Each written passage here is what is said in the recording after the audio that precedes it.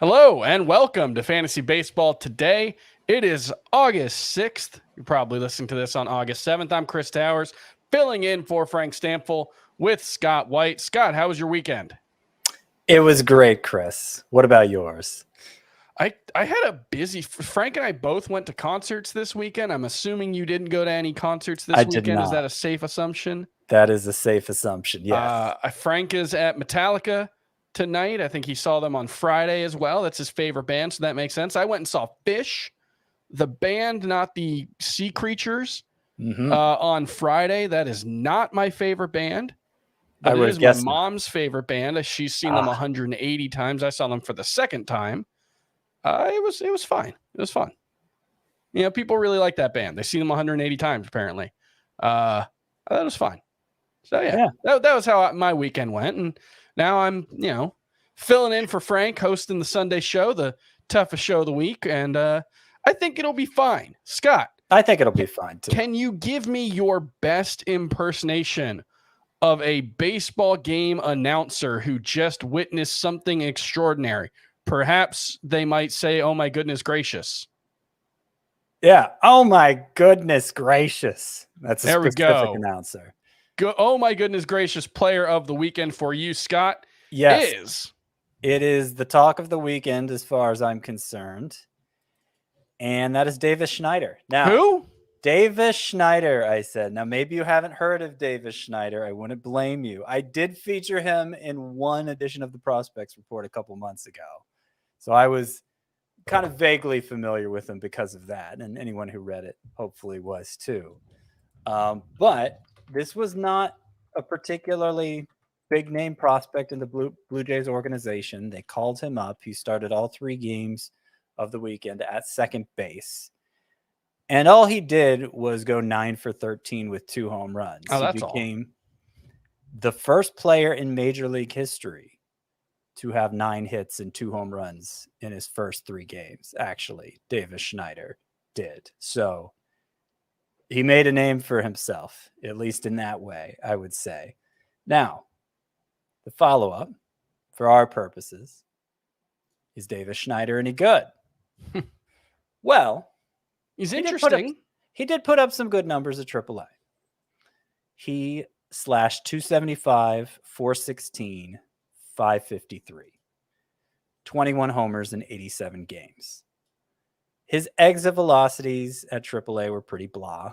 They're fine. It's like 89 terrible. Miles per hour, average exit velocity, 95. It's pretty average. Pretty average. High fly ball rate, high pull rate.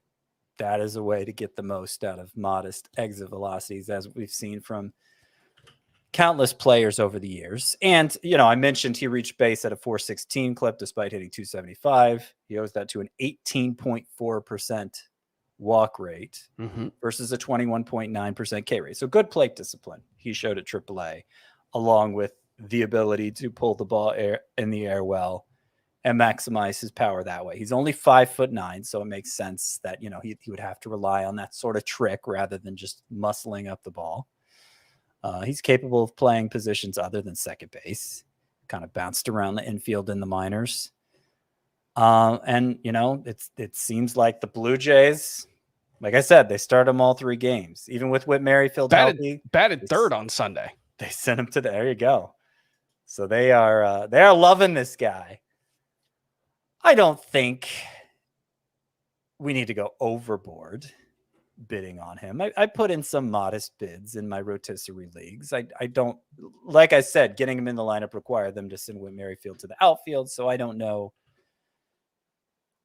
how firm his grip is on that job for starters. And, secondly, if you are putting the ball in the air a lot without much raw power, it's going to lead to his decent share of flyouts. I mean, that's probably why he was hitting 275 at AAA. So what's that going to translate to in the majors? Hard to say exactly, but I would guess less than 275. I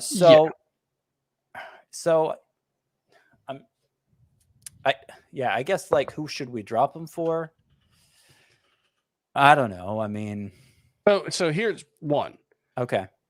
Josh Young did leave Sunday's game with a fractured left thumb. He We don't know how long he's going to be out. They haven't given us a timetable, but it seems reasonable to assume that this is going to be a pretty lengthy absence. I would be surprised if it was less than a month. If he needs surgery, you're probably looking at close to the end of the season, unfortunately.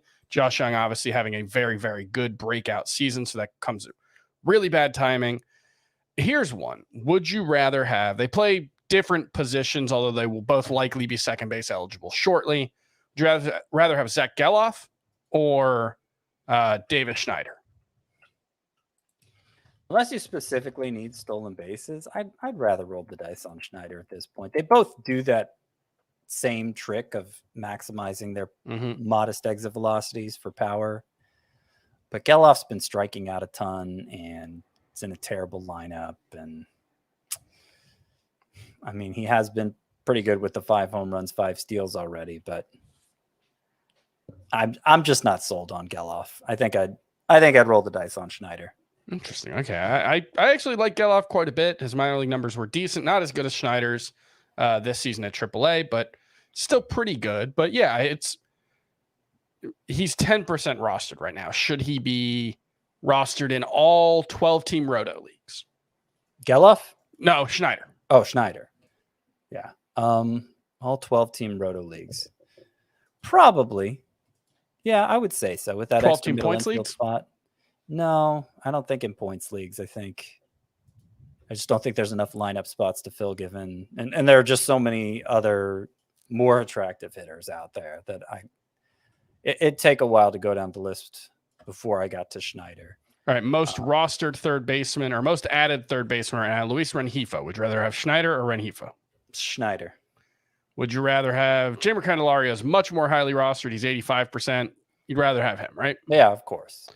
What about Jake Berger? He's up 9% to 56%. Yeah, I would say Berger.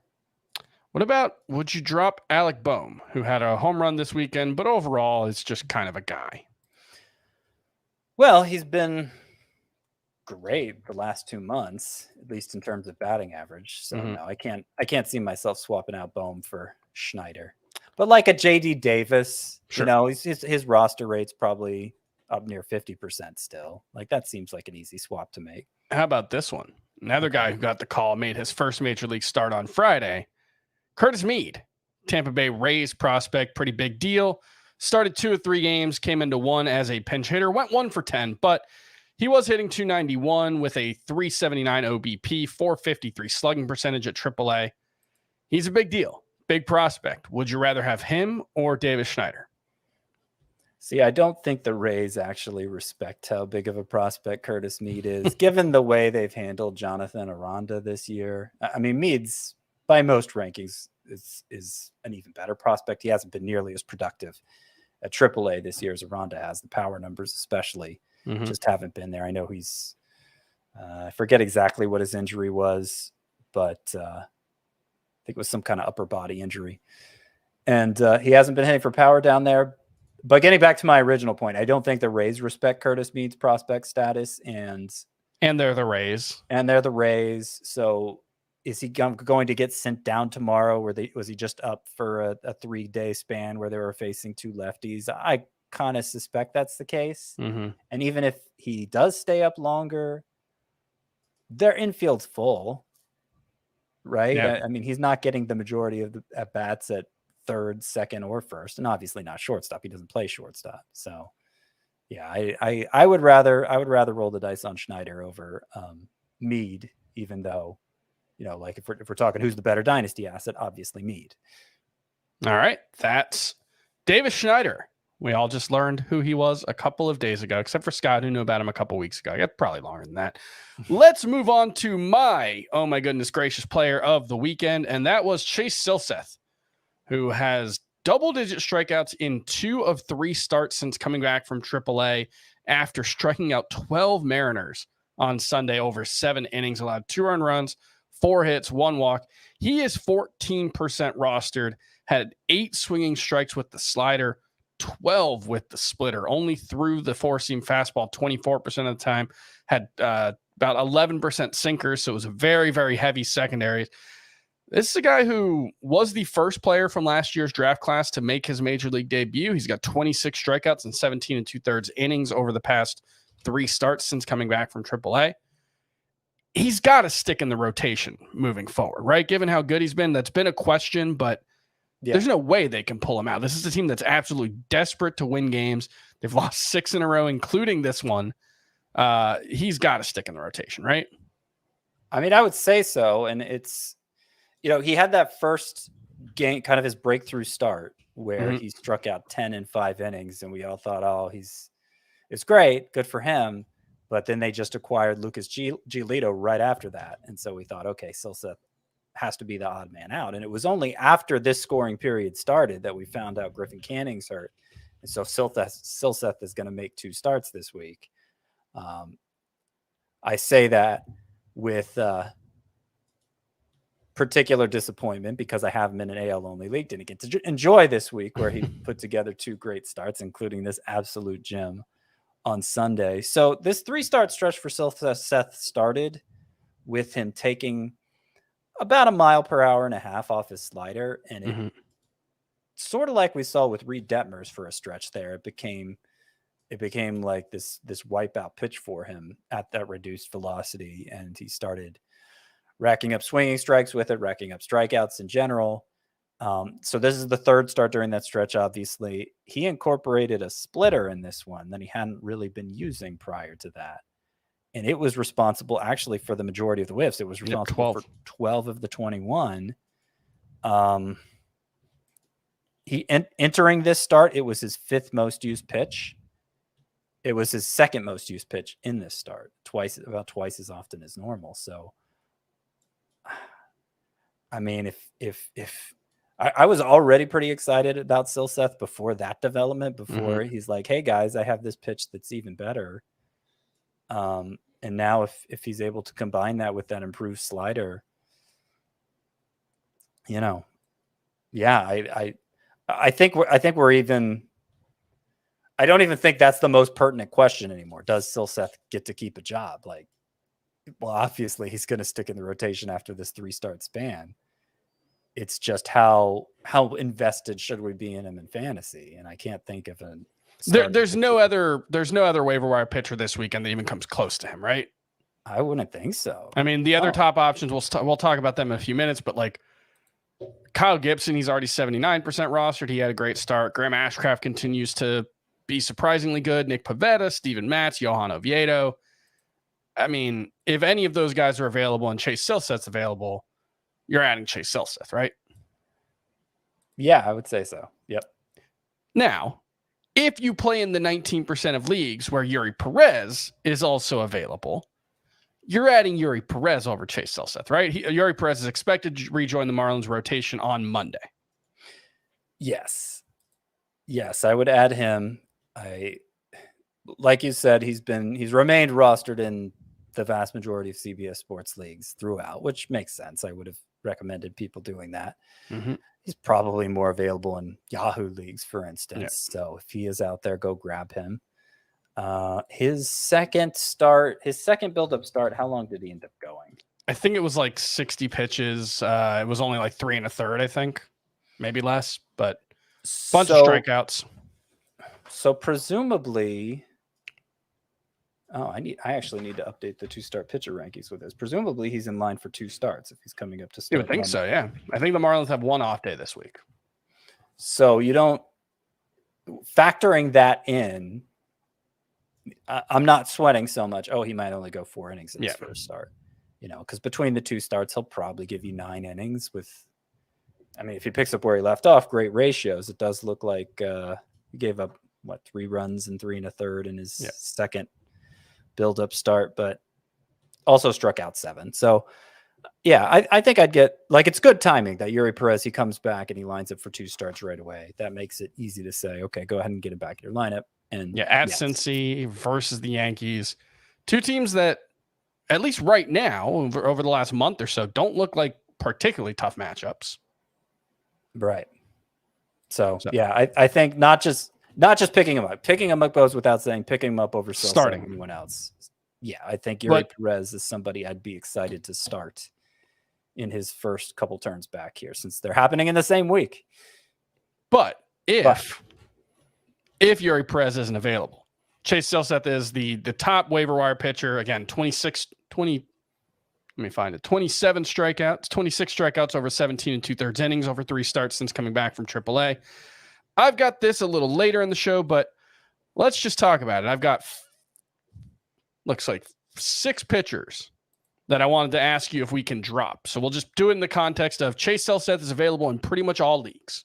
85% available. Drop Jose Urquidy for him. He came back from the IL, gave up 5 earned runs and 3 1/3 against the Yankees. It's been pretty terrible when he's pitched this year. Yeah, fair enough. But I do think he has the potential to be a very globby pitcher. And I say that in a good way. Like, I think Urquidy, especially given his supporting cast, how efficient he is, I do think he has some good starts in him down the stretch. So I don't want to just say, oh yeah, drop him for Silseth and make people think we should be out on Urquidy altogether. I don't feel that way just because his return didn't go so great. But yes, I would drop him for Silseth. What about Bryce Elder? Gave up 5 earned runs in 4 1/3 innings. He's got a 6.60 ERA and a 1.57 WHIP since July 1st. I mean, he is definitively part of the glob. His 2 starts prior to this one, it's worth pointing out, were good, but a combined 5 strikeouts between them.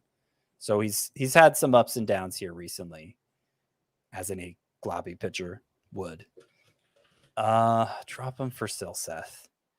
It's easier to say yes in a roto league, I think, in a head-to-head than in a head-to-head league where Elder pretty reliably goes 6 innings and has one of the best offenses in baseball backing him. And you need the volume, you need the wins, and just leagues especially. Silseth not going to have 2 starts. That's just not going to happen in the Angels rotation. It might happen once all season. Yeah. So I'm going to straddle the fence there and say, you know what? I don't think I'd do it for Elder, period. Would you do it for Elder? You've been... I would. I've been expecting a straight stretch like this for Bryce Elder, so I'm not surprised. ERA overall still pretty good. It's like mid-3s, but I think if it went a run higher before the end of the season, I wouldn't necessarily be surprised.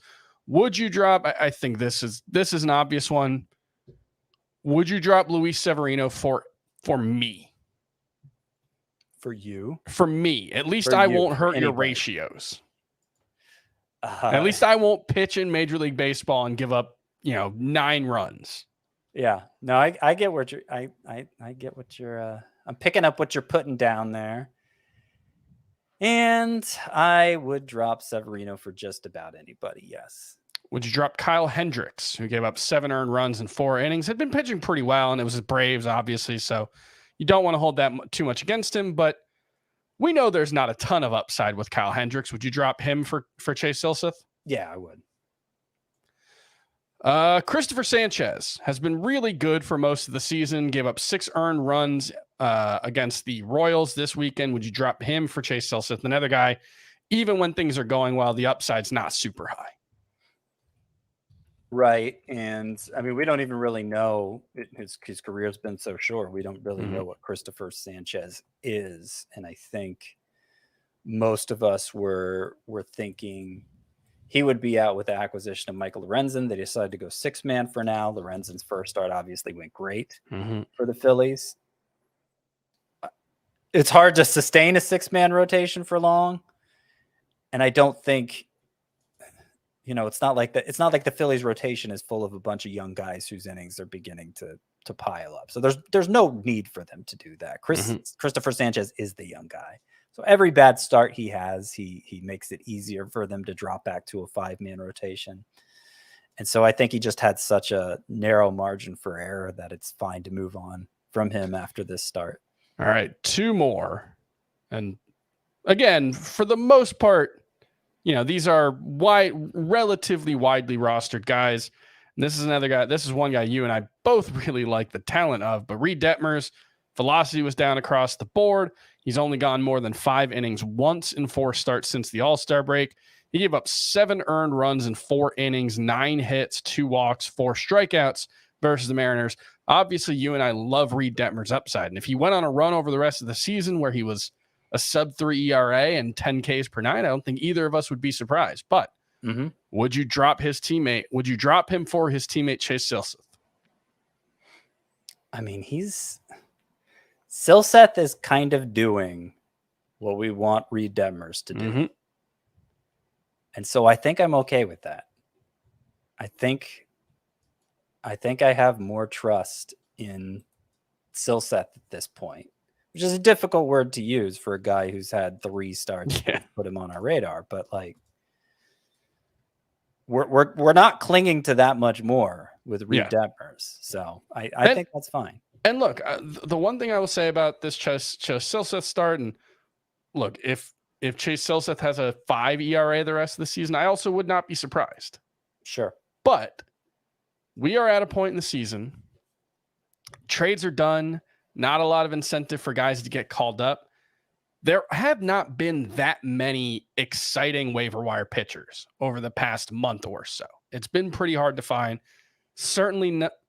Have there been any guys with 2 double-digit strikeout starts in a 3-start stretch? I can't think of any who are widely available. So that's what we're getting excited about here with Chase Silseth. One more. I think this guy's pretty much a drop across the board. Michael Kopech. Would you drop him for Chase Silseth? He's about 65% rostered still. I mean, he's kind of in the same category as Luis Severino, where can't imagine what it would take to get him in my lineup again. Yeah, 15 strikeouts, 14 walks over his past 4 starts for Michael Kopech. He had that really nice run. I think it was like towards the end of May, early June. But overall this season, it's been a very, very tough season for Michael Kopech. So totally fine dropping him. And let's move on. Let's move on to some of the big injuries from this weekend. But that covered my waiver wire cut pitchers segment. So we got that one out of the way. Yeah. Big injuries this weekend. Joe Musgrove diagnosed with inflammation in his right shoulder capsule, shut down at least 3 weeks. And you start doing the math, shut down for 3 weeks. Let's say best case scenario, he's cleared to throw in 3 weeks. You're probably looking at 3 more weeks before he's able to pitch in a major league game at minimum. There's only like 7 weeks left in the season. If you don't have an IL spot, are you dropping Joe Musgrove for Chase Silseth? This whole show is going to become the Chase Silseth show. Yeah, we're changing the name to Chase Silseth today. I mean, look, if it's a scenario where you can't stash Musgrove in an IL spot and you don't have anyone more obvious to drop, then I think that's fine. We're mostly speaking to the NFBC audience, I feel like, with that, but which is relatively small. I mean, there are probably some private leagues that have no IL spots. That might be fine.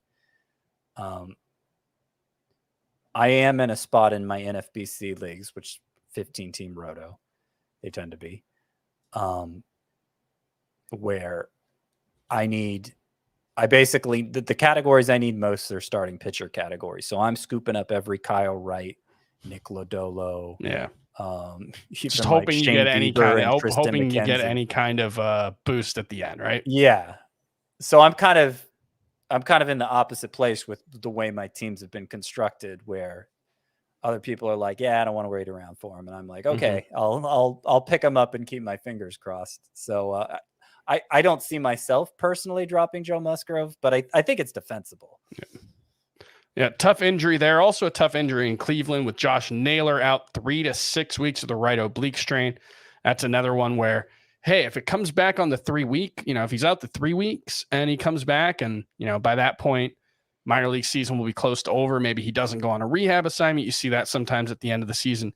Maybe we could get Josh Naylor back for the end of the season, but just a tough injury for him. Is there anybody in Cleveland's organization or roster that you have any interest in? Kyle Manzardo? Yeah, Kyle Manzardo, but he's probably not 100% right now. Yeah. Yeah, that's true. He's hurt. So that takes that off the table. No, not really. They did call up Brian Rocchio, I think before this injury even happened to Naylor, because they cleared shortstop with Ahmed Rosario being traded to the Dodgers. And he is a prospect of note, but I think a much better real life prospect than fantasy prospect. His offensive skill set is mostly contact oriented. Let's see. Did Cole Calhoun start there today? Is that who got the start? Cole Calhoun did get added to the roster. I did not see if he started today. He did start at first base for the Guardians. Cole Calhoun, starting first baseman for your Cleveland Guardians.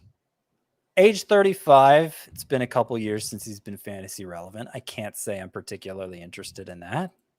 But if he went on a heater, it wouldn't be the most shocking thing in the world either.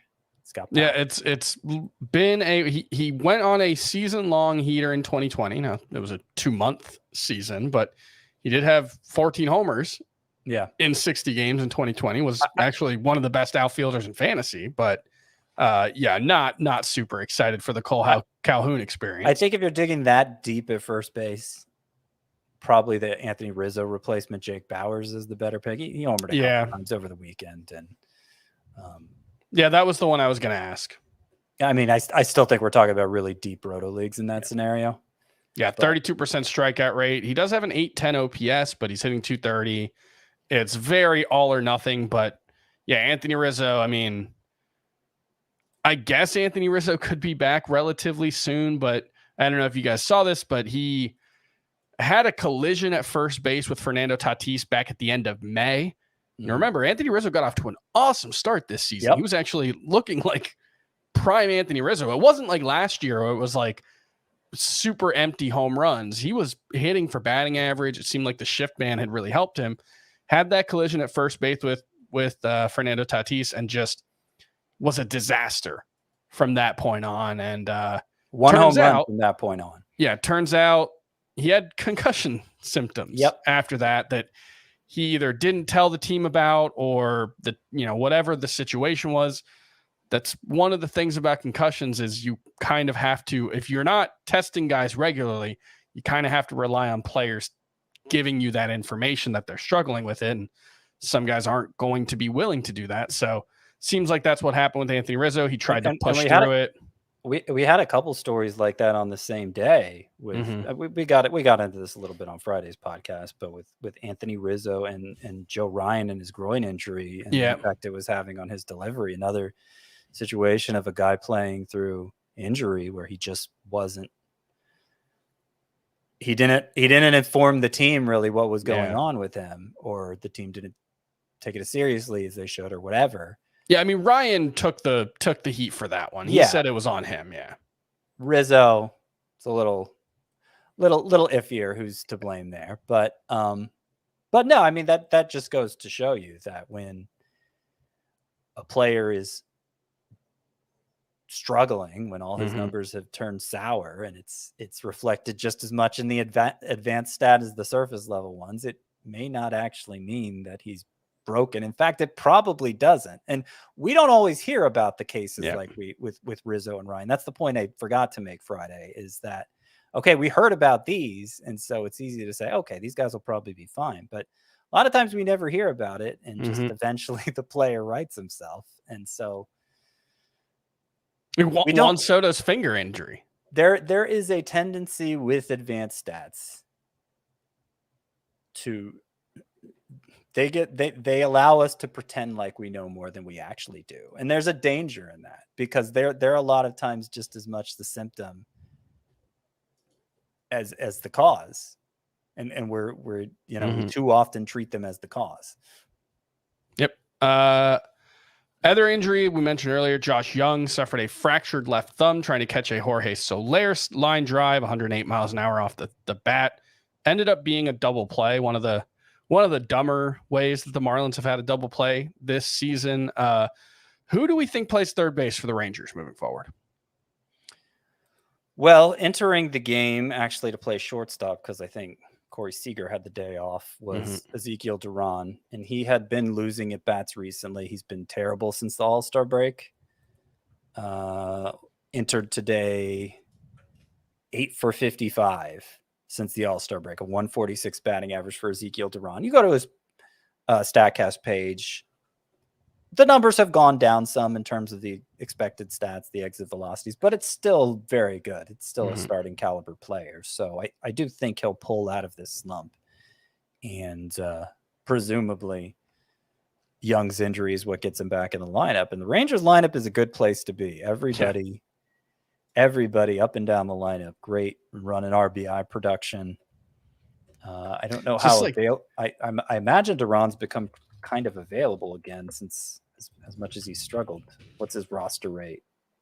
Let's see here, 64%. Yeah, so it never got as high as it should have. Yeah, was part of the problem. Yeah, eligible at shortstop and outfield in addition to third base. I think it should be rostered higher than that. I think so too. Yeah, I think that's a prime waiver wire pickup. That is somebody who I would pick up over Davis Schneider, for instance, if we want to play that game again. The Rangers are calling up Jonathan Ornelas from AAA, where he's hitting 250 with a 708 OPS. Did have some interesting numbers last season, 299 average, 785 OPS, 14 homers, 14 stolen bases, but not necessarily someone that we expect to play every day for the Rangers or are particularly excited about, right? For fantasy. I would say so, unless he goes all Davis Schneider on us. But and then there's probably no chance that this leads to Evan Carter getting called up, right? Their top prospect. He's a center fielder, but maybe they stick him in a DH spot. Probably not going to happen. Just wanted to mention it, right? Yeah, I would imagine not. The thought of Justin Foscue, their first round pick, I believe in 2020, did cross my mind, but I don't think the playing time would be there. I don't, unless they've totally soured on Ezekiel Duran, which would be kind of nutty. Yep. All right. That's going to be there. We'll move on. I saw some people in the chat commenting that they would drop Chase Silseth for Carlos Rodon. Do you want to caution? He had another tough start. I thought he actually looked pretty good today when I was watching the start. Left it with a hamstring injury on his left hamstring. Will have an MRI on Monday. Not sure the extent of that injury, but let's find out what it is before we drop him, because Carlos Rodon is obviously, when right, one of the best pitchers in baseball. You don't want to be too hasty with him. I know you're frustrated. It has been a frustrating season for Carlos Rodon, but let's chill for now. I would not drop him for Chase Silseth. Would you? No, it's probably extra frustrating because it was 2 starts this week, so everybody got him in their lineup.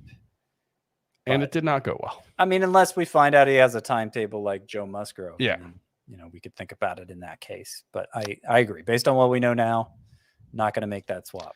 Yeah, they just got Nestor Cortez back. The Yankees did. So, I mean, I guess it could be worse timing. At least they have another healthy starting pitcher. Although, Luis Severino, I don't know if he really counts at this point as a healthy starting pitcher. He's technically healthy. Does Yanni Brito get another chance in this rotation? Do they give Randy Vasquez a look? How do you think they would fill this rotation spot? And is there anyone worth getting interested in anyway?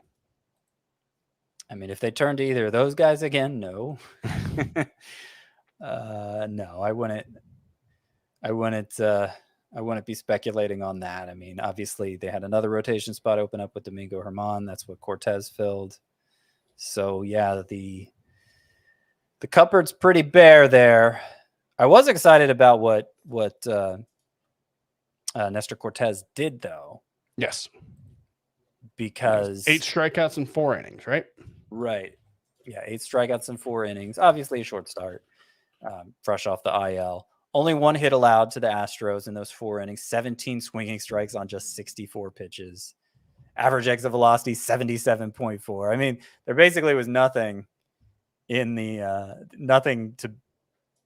everything was encouraging. Everything you could point to from this first start, except the fact he went only 4 innings, was encouraging for Cortez. Velocity on his fastball and cutter, top 2 pitches, both up 1 mile per hour and a half.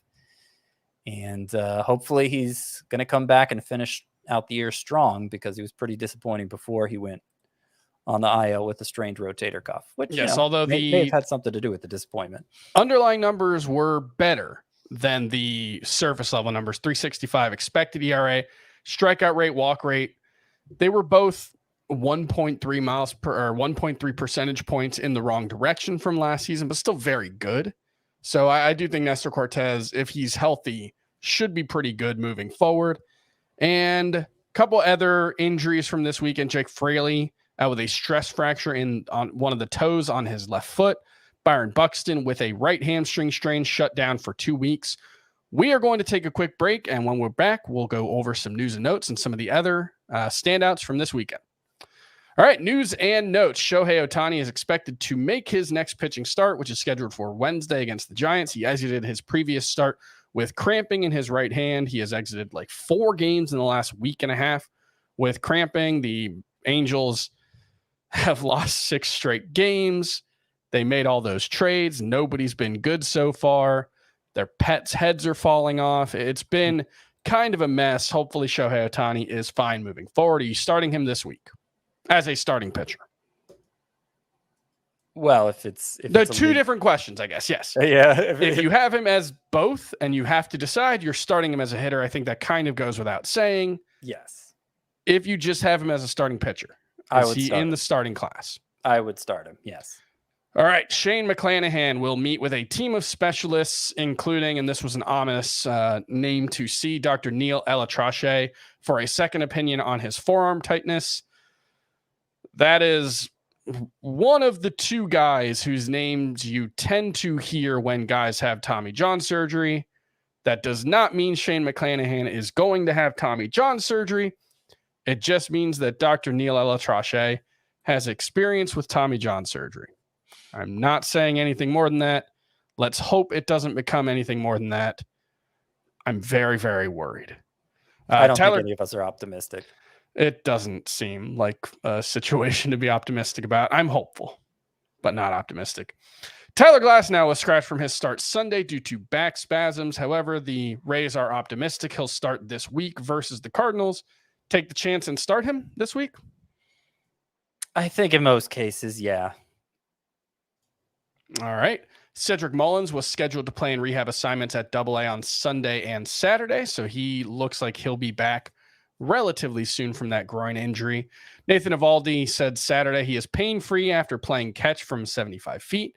Bruce Bochy said that Eovaldi will be out another 2 to 3 weeks with his forearm strain.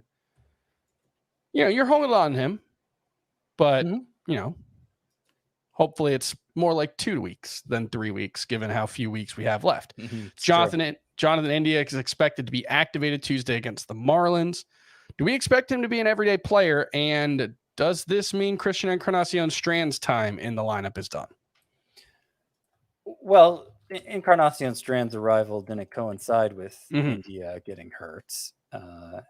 It was a struggle to get everybody in the lineup every day. And I'm guessing that's what it'll become again. However, India was as consistent of a starter as anybody that they have. So, yeah, I think it's fine to treat India like a starter in fantasy again. I don't know exactly how the playing time's going to shake out. I think they'll have to be creative with it. Between the 2, I'd be more likely to start India in fantasy than Encarnacion Strand, just because we haven't gotten a lot of production from Encarnacion Strand yet. Though, you know, he's looked fine. The strikeouts, 1 for 10 with 4 strikeouts this weekend, down to 254 overall, 22% strikeout rate. That's actually not too bad, but 3% walk rate. You know, maybe he's not going to walk much. A little bit of a free swinger so far. Would you drop him for Davis Schneider? Christian Encarnacion Strand, that is. I don't think so. No, I think if you're asking me to bet on who has more home runs from today to the end of the season, I'm going to say Encarnacion Strand. All right. Trevor Story will stay on his rehab assignment through Wednesday. He's eligible, or he has to come off his rehab assignment by Thursday. Red Sox wanted to keep him down there so he can continue working on his conditioning. He's been very good in his rehab assignment, slugging .595, hitting .270. What are your expectations for Trevor Story the rest of the way? Well, look, they have to call him up soon because he's running out of days. I think Thursday. Yeah. Unless there's some setback. But yeah, you have 20 days once you start a rehab assignment. He is bumping right up against that. And he's 79% rostered, so not available in most leagues. One day last week, Frank and I were talking about how we first started hearing about these elbow troubles the same year that he saw his batting average take a tumble, which was his last year in Colorado. Yeah, his last season. And the power and speed numbers were still fine. It seemed like maybe it was decline, but even now he's what, 30? It would have been a premature decline if it was a legitimate decline. So I think there's a chance that Trevor Story comes back. It wasn't a full-blown Tommy John. It was the internal bracing procedure that others like Rhys Hoskins have had, and he looked fine after having it. So I think there's a chance Trevor Story comes back and is as good as we've seen in several years. That's not the scenario you should bet on necessarily, but it is a possibility. And if you are in a league where he's available, any of the 21% of leagues on CBS where he's available, I think he's absolutely worth picking up. And look, last year, I mean, it was a disappointment. He hit 238, 737 OPS. It was still a 25 homer, 20 steal pace for Trevor Story. Like that's still a very useful player, especially in a roto league where if, worst case scenario, you stick him in a middle infield spot, but that's still a guy who, very easily could be a top 10 second baseman. Before we knew he was having this elbow procedure, like when my initial rankings came out in November or whatever it was, Story was 5th in my second base rankings. Now, second base looked pretty weak at that point, but even so. All right, some of the other news. Michael Grove placed on the 15-day IL with right lat tightness. Clayton Kershaw should return from the IL sometime this week. He threw another bullpen session on Sunday. Would you start Clayton Kershaw this week? I think I'd rather see how that goes. I think that's the right call. He's coming back from a shoulder issue and has only really thrown bullpen sessions, so we just don't know what he's looked like. Michael Wacha made a rehab start at AAA on Saturday, his first live action since July 1st. He's going to need at least one more start dealing with right shoulder inflammation. Ryan Helsley started a rehab assignment at AA Sunday. He's been on the IL since mid-June with a right forearm strain. Is he just the closer when he's back? I missed who you said. Sorry. Ryan Helsley. I would guess so. Mm-hmm. I would guess so. I mean, it may be to the same extent that he was the closer before he went down, which was, splitting save chances 50-50 with Giovanni Gallegos, because a lot of times they used Ryan Helsley in the highest leverage spot, regardless of whether it was a save chance. But Helsley is certainly the Cardinals reliever most worth rostering, even while presently on the IL. All right, here's a confusing one to follow that up with. Ryan Presley didn't pitch Sunday because he's sore. They didn't give any explanation for what that meant. Dusty Baker said he's healthy, so it doesn't sound like much to be concerned about. Brian Abreu got the save on Sunday.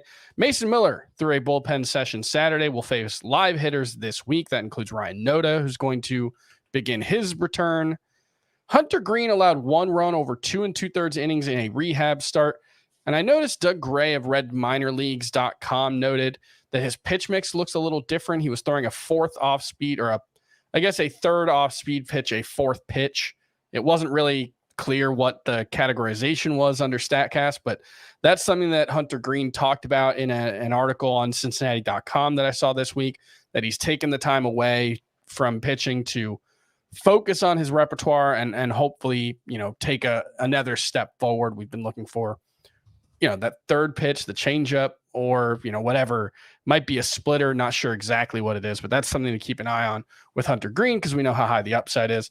Tanner Houck started a rehab assignment at AAA Saturday and will be stretched out to return as a starter for the Red Sox. He's 13% rostered. Is he someone you should stash if you don't have an IL spot? No, I would say not. There were some encouraging signs for him before he went on the IL, before he had the facial fracture. All right. JP France was moved to the bullpen with Jose Urquidy returning Sunday. Rowdy Tellez will begin a rehab assignment on Tuesday. Sorry, Scott, did you want to say something else? No, it's fine. Okay. Luis Arias was in the lineup for the Red Sox Friday, batting 8th, playing second base. Probably a short-term thing with Trevor Story coming back. Any interest at all in deeper leagues? I mean, how deep you want to say? AL only? Deeper than shallower than AL only. No. Okay. Emmett Sheehan was optioned to AAA Friday. Cole Hamels officially retired after 15 seasons. Heck of a career there for Cole Hamels. I don't think quite Hall of Fame caliber, but I think at least he's have that argument. Yeah, right on the bubble. I think he'll be a fun one to argue about. Royce Lewis, with his oblique injury, took live batting practice on Sunday as he works his way back. JD Martinez was back in the lineup on Saturday and Sunday. Likely won't play on Monday, but it doesn't sound like he's had a setback. It's just maintenance. That'll probably continue moving forward. Chris Sale struck out 7 over 4 1/3 innings at AAA in his rehab assignment appearance. His velocity was down about 2 miles per hour from what I saw, so it's a little concerning, but certainly still worth stashing, correct? Yeah, I'd gamble on him at most any velocity. There's been a lot of fluctuation over his career. All right. Alex Kirilloff had a cortisone injection and is still resting from that shoulder injury. Anthony DeSclafani had a PRP injection in his elbow, will be shut down for 6 to 8 weeks, likely ending his season. The White Sox claimed Brent Honeywell on waivers. Any chance he gets a chance to start over the final 2 months? I mean, their rotation is so depleted. I'm not going to say no, but I don't know that I care either. Sure. All right. Alex Verdugo was scratched for disciplinary reasons on Saturday, but he was back in the lineup on Sunday. Sounds like that was just a one-day thing. Spencer Turnbull pitched 3 1/3 innings in a rehab start Friday at AAA. Any interest there at all coming back from a neck injury? No. I've always been bullish, or bearish. Turnbull-ish. Except it's the opposite. Yeah. Esteury Ruiz returned from the IL Saturday from his shoulder injury, and the A's designated Ramon Laureano for assignment. Some others who went on the IL, Brandon Marsh with a bruised knee ran into the outfield wall in center field. A little reminiscent of Aaron Rowan, like kind of the same part of the park, just didn't hit his face, which I guess is thankful. Cut. And then Zach Neto with lower back discomfort that's been bothering him for a while. Would you start? We talked about it earlier. Tyler Glasnow, would you start him? Yeah. You said yes. Okay. Yeah. Jose Ramirez and Tim Anderson. Now, this is an interesting one. We didn't talk about it yet, but I'm sure if you're a baseball fan, you've seen it by now. They had a little brawl, actually a pretty big brawl by baseball player standards. They exchanged punches. They landed punches. I would say both of them seemed to land punches. Jose Ramirez knocked Tim Anderson down. They're likely facing some discipline for their fight. Tim Anderson was out of the lineup on Sunday. Not clear if that was a disciplinary issue or just a day off, but would you start them this week? Obviously, different calibers of player there between Jose Ramirez and Tim Anderson. So no to Tim Anderson because he hasn't really been good enough to start anyway. Mm-hmm. Jose Ramirez, probably yes. I haven't heard of a timeline. I presume whatever suspension he gets, he'll appeal it. Yep. But he could drop the appeal at any point and then be forced to sit from that day forward. If he does appeal it, I have no idea when the hearing would be, and if he were to drop his appeal, obviously I have no way of predicting that. So I'd go ahead and start Jose Ramirez. He's too high end. All right. Max Muncy has missed 3 games in a row since being hit on the wrist with a pitch. Would you start him this week? I'd rather not. In one catcher league, you could probably play it safe instead of. Sorry, that was Max Muncy, not. I'm sorry. I was looking ahead to Salvador Perez. Yeah, I would try to sit Max Muncy too after considering you missed 3 games. Sure. And Salvador Perez, like I said, in one catcher league, you could probably find a way to sit him. All right, let's move on to some of the other waiver wire pitchers from this weekend. Kyle Gibson, very good start versus the Mets. 9 strikeouts, 1 walk. He's only available in 21% of leagues. Do you think he's a high priority ad in the leagues where he's available, Kyle Gibson? He's very globby. Okay. 4 straight quality starts, 27 strikeouts, 5 walks, and 25 innings in that span. Would you rather have him or Graham Ashcraft, who now has 7 quality starts in a row after going 8 innings, giving up 3 earned runs, 2 walks, 5 strikeouts this weekend? I have no idea how he's doing this still. The strikeout numbers still not very good. The walk numbers still not great. What do we make of Graham Ashcraft? 5.9 K per 9, 3.1 walks per 9, despite having a 2.05 ERA in his last 7 starts. No, I would rather have Kyle Gibson, and I don't want to go anywhere near Graham Ashcraft, really. Would you rather have Graham Ashcraft or Nick Pivetta, who didn't have a great appearance this weekend? 4 innings, 3 earned runs, 2 walks, 2 strikeouts versus Toronto. He's 64% rostered. But remember, 45 strikeouts, 2.51 ERA in 32 and a third innings since July 1st. Doesn't start. Will occasionally just be used for a 1 inning or 2 inning outing rather than these, piggyback outings that he's done. I really don't know how to value him. It's also Nick Pivetta, who has had very interesting stretches in his career and then typically falls apart. His previous outing was a true start. Mm-hmm. The one where he went 7 1/3 and struck out 10. His second longest outing during this stretch, he went 6 no-hit innings and struck out 13. So I wish they'd give him more leash because he seems to do well with it. And it wasn't a horrible outing this time. It's just, if you're only going 4 innings in order for it to be a value in fantasy, it has to be like a lights out 4 innings, I would rather have him than Ashcraft. Was that the comparison, Pivetta or Ashcraft? And in fact, I went ahead, I update my sleeper pitchers that come out Friday. I update them on Sunday, and I left Pivetta in there. He's still lined up to get a turn against the Royals this week, whether it's a true start or following an opener. So hopefully that ends up being a lights out performance against that offense. All right. Would you rather have, let's just compare these 3, Nick Pivetta, Steven Matz, or Johan Oviedo? So I prefer Pivetta. I think there's the best chance of him becoming somebody usable in any league. Pivetta, then followed by Matz, followed by Oviedo. Johan Oviedo, you've used the term random number generator a lot over the past couple of weeks in our pitching discussions.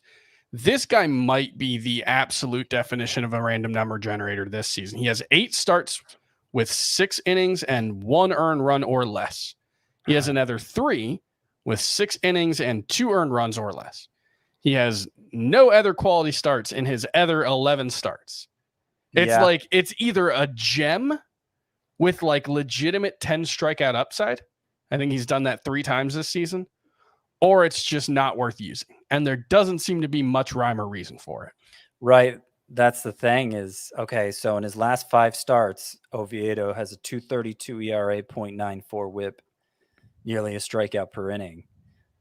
4 of the 5 of them have been absolutely great, including the start over the weekend against the Tigers, right? The other one was a disaster. And okay, so you could say he's the hot hand now, but I don't see any reason for it. As you were saying, no rhyme or reason. Like early in the year when he was having some good starts, it's like, wow, look, the slider's up 3 miles per hour. But, things leveled off from there, and they haven't really changed in an observable way here during this impressive stretch. So I don't know how to put any faith in Oviedo. It feels like you're really risking just a total meltdown if you put him in your lineup. Matz has been impressive of late too. Yes, 20 strikeouts, 0.78 ERA over the last 4 starts. It's brought his overall ERA, down to close.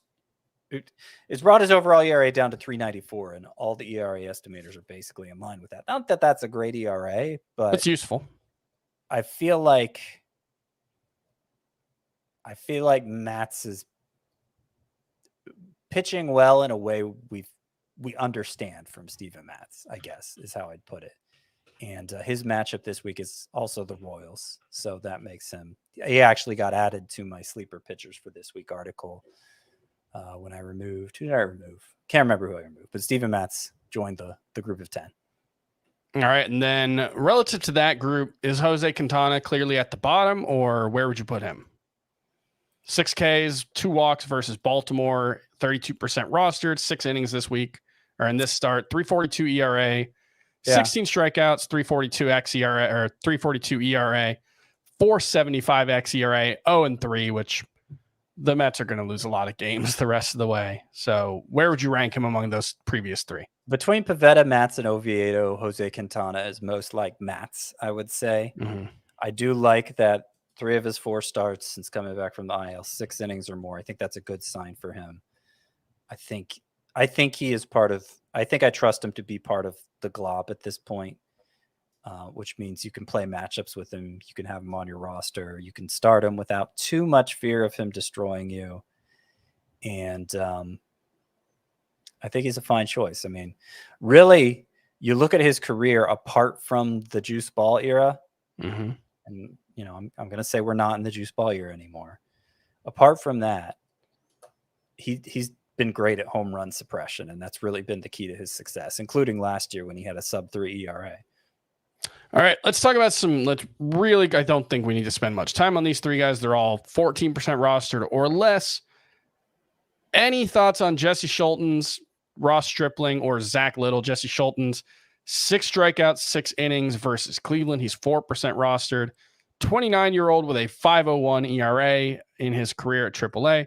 Ross Stripling, we've seen be pretty good over the course of his career. Quality starts in his 2 previous starts before. 5 1/3, 1 earned run against Oakland, 7 strikeouts. And then Zach Little against Detroit, 2 solid starts in a row, 6 shutouts, 3 hits, 1 strikeouts, 5 swinging starts. I don't think there's much here. I think Ross Stripling's probably by far the most interesting, but what are your thoughts? Yeah, and I don't even think Stripling's that interesting. Agreed. All right. We talked about the guys we were going to cut earlier on in the show. We were talking about Chase Silseth. Let's move on to waiver wire hitters. Is Tyler O'Neill under rostered at 62%? He homered Saturday. He's hitting .283 with 3 homers, 1 steal in 15 games since coming back from the IL with a 23% strikeout rate. 62% feels a little low. Yeah, at this point, I think if he's out there in a 5 outfielder league, he needs to be picked up. 62%, he probably isn't out there in many 5 outfielder leagues. That's probably the majority that he's rostered in already. I don't have enough trust in him to turn to Tyler O'Neill in a 3 outfielder league. Sure. Would you rather have Max Kepler or Matt Wallner? Go with a couple of twins there. 5 for 12 with a home run in each game of this weekend series for Max Kepler. He hit .291 with an 840 OPS in July, now has an 1139 mark in August. Matt Wallner, I believe it's 9 home runs in 50 games or something. So who would you rather have there? So I didn't add the numbers for Kepler from Sunday, but going into Sunday, last 39 games, you kind of already said this already, but last 39 games for Kepler, 292 batting average, 10 home runs, 914 OPS. Mostly the change seems to be in his barrel rate, which would suggest to me he's kind of just hot right now, which is fine. It's a hot hand play. Wallner's very interesting to me, though, because Wallner has, I think, legitimate high-end power, like A- level power, and strikes out too much, but he's keeping it around 30%. When you have that kind of power, if you do that, I think you have a chance. He kind of looks like, when I see him, it's like they cloned Joey Gallo. He looks exactly like him, like the same batting stance, same swing, which you could take as a compliment or very. That's a bit of both. At this point, it probably sounds like a criticism to most people, which is fair. And sorry, that's 7 home runs in 30 games for Matt Wallner. But offensively, he has 3 true outcomes. Like, I mean, that's what his minor league track record shows too. I think if you're specifically looking for home runs, Wallner's the way to go. He's getting everyday playing time. I saw Rocco Baldelli. I don't have the quote pulled up, but I saw he had very nice things to say about him after this weekend. So I think he has a spot in the Twins lineup for now. But if you're talking like a points league context, Kepler doesn't strike out much, and that's the preferred way to go for that format. All right. All right, I was trying to pull up a player's page while you were talking, and I didn't get there in time. Alfonso Rivas, 3 for 5 with his first home run in his first game with the Pirates on Friday. 1% rostered. Is this just an NL only guy? Yes. Okay. What about Freddie Fermin? Fermin is probably how you pronounce that. He got his first start at DH on Sunday. He is a catcher. Hitting 894 OPS, 313 batting average, 8 home runs in 158 plate appearances. Is there anything here? Does he need to be more rostered than he is for his catcher eligibility? Probably worth mentioning that Freddie Fermin plays for the Royals. Mm-hmm. Of course, have Salvador Perez, but he's, like you said, been, he's been playing a lot lately, and even got a start at DH here with as well as he's performed. Minor league numbers look pretty solid as well. This is something I didn't even think about this till today when I was looking into Freddie Fermin. Now look at how well he's doing. MJ Melendez hasn't gotten a start behind the plate since April. I don't think he's going to have catcher eligibility next year. That hurts because him and Varsho both. He's barely relevant as a catcher. Right. I mean, that was the whole appeal, is the position. Dalton Varsho is a major issue. Yeah. He's not going to have catcher eligibility next year either. But getting back to Fermin, I would say in 2 catcher leagues, he's worth looking into at this point. And some of my 15 teamers, like one, for instance, where I had Salvador Perez and may need to replace him this week. I was putting in a bid on Freddie Fermin. All right. And then one that I want to see if you want to drop by now. Brett Beatty, hitless in 6 straight, 134 since the All-Star break. Obviously, we think he's going to play pretty regularly moving forward, but hasn't been good enough so far. Where are we at on Brett Beatty? He's about 60% rostered. I mean, in a perfect world, I just stash him on my bench and hope he figures it out. Mm-hmm. But you don't have to. You can look at Tristan Costas as a guy who really struggled and then figured it out seemingly overnight. It started way back in May, though. Yeah. So I mean, at what point into figuring it out did we say Costas is a guy we can use now in fantasy? Yeah. And do we have enough time for Beatty to get to that point? Probably not. So in an ideal world, I hold on to him. Realistically, I can't imagine if he was my best chance to pick up a hot ticket item on waivers. I don't think I'd let it stop me. I think I'd be willing to drop Beatty. All right. We are already over now, but I want to take me literally. Hey, real quick, rank these 4 players. Andrew Abbott, who starting to hit another rough patch here. 8 walks, 10 earned runs, 8 Ks over his last 2 starts. Overall number still very good. Blake Snell, Tarek Skubal, and George Kirby, who had a great start on Saturday. 1 earned run, 7 innings against the Angels. Tarek Skubal, he has only allowed an earned run in 2 of his 30, I believe, innings so far this season. And then Blake Snell, he was awesome in July, sub-1 ERA, 30 walks in 37 innings since July 1st. So rank Andrew Abbott, Blake Snell, Tarek Skubal, George Kirby rest of the season. I rank them Kirby, Snell, Abbott, Skubal, which is how I would have ranked them going into the weekend too. I will point out a couple things. Skubal, 5 1/3 innings. That's his longest start so far. And he's doing it with a bad offense backing him. That's part of the reason he's in 4th here. I am a little worried about Abbott, have been all along, and Snell's walks are getting to be crazy again. So I think wild. I think Kirby's the only one who is who transcends the glob of this group. All right, let's talk about another globular cluster, probably a lower end one. But hey, real quick, rank these 5 pitchers.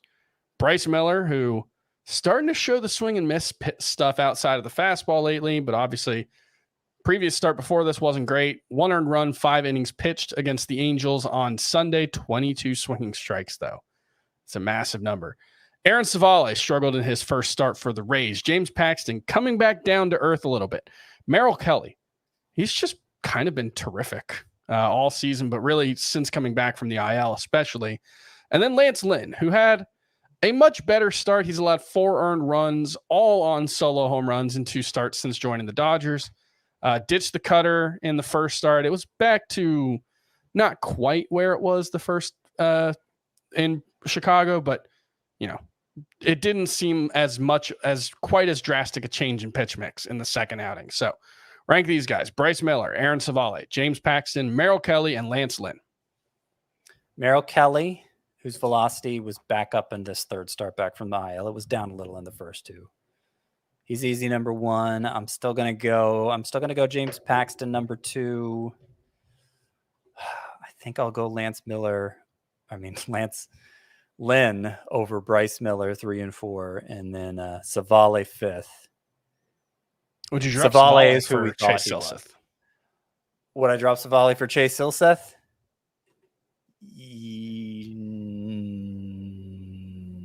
No. All right. Maybe.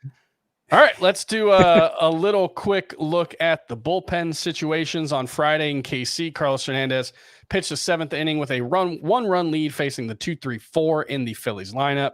Nick Whitgren pitched the 8th. Austin Cox got the 9th for his first save, but we still think Hernandez is the guy there, right? If there is a guy. Hernandez is probably the guy, yes. Carlos Hernandez. For Toronto, Jordan Hicks got the final 4 outs for his 9th save on Friday, first with the Blue Jays. And then Eric Swanson got the save on Saturday. He wasn't used on Friday. Is this a true committee moving forward? I give Swanson the advantage because he got the first save and the 3rd save since they acquired Hicks. And I think Hicks set up for him in one of those games, if I'm remembering correctly. The Hicks save on Friday. Yeah, he got 4 outs for his save. 4 outs, and when he entered, it was a save situation. By the time the 9th inning came, it was a 4-run lead. So it was very unconventional how he went about getting that save. Well, let's just hope Jordan Hicks doesn't get the 4th save and muck everything up. With Andres Munoz unavailable on Friday, Matt Brash got the save, so he might be second in line, but Munoz did get the save on Saturday despite walking 2. He has 3 straight saves since the trade deadline. Looks like he's the guy as long as he can hold it, and we expect him to be very, very good. Alex Lang is no longer the closer in Detroit. They never officially named a closer, but AJ Hinch, when asked if he was the closer, was non-committal about how he's going to use him.